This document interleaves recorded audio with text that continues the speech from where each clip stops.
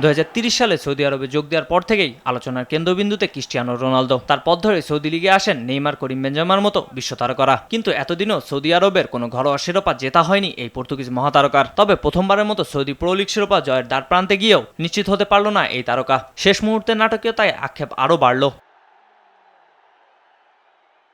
ম্যাচের যোগ করার সময় প্রায় শেষ, গ্যালারিতে শিরোপা উদযাপনে প্রস্তুত রোনালদো ভক্তরা, কারণ প্রথমবারের মতো সৌদি প্রো লিগ শিরোপা জিততে চলেছে ক্রিস্টিয়ানো রোনালদো। কিন্তু ফুটবলে যে শেষবাসী বাজার আগ পর্যন্ত কোনো নিশ্চয়তা নেই তার প্রমাণ মিলল আবারও।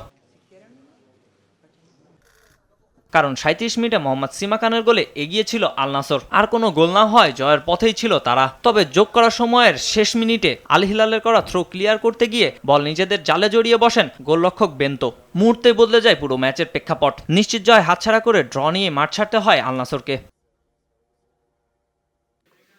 এই ড্রয়ে অবশ্য শিরোপার দৌড়ে এগিয়ে রয়েছে নাসর। 33 ম্যাচে 83 পয়েন্ট নিয়ে লিগ টেবিলের শীর্ষে রয়েছে রোনালদোর দল। এক ম্যাচ বেশি খেলে আল হিলালের চেয়ে 5 পয়েন্টে এগিয়ে রয়েছে তারা। আগামী 20 মে দামাককে হারালেই নিশ্চিত হবে লিগ শিরোপা। আর তার আগেই যদি আল হিলাল নিয়মের কাছে পয়েন্ট হারায় তবে মাঠে না নেমেই চ্যাম্পিয়ন হবে রোনালদোর দল।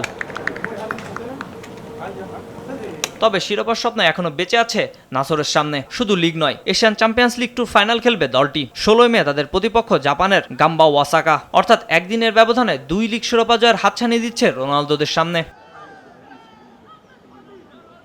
কাজী মাহিম হাসান, RTV।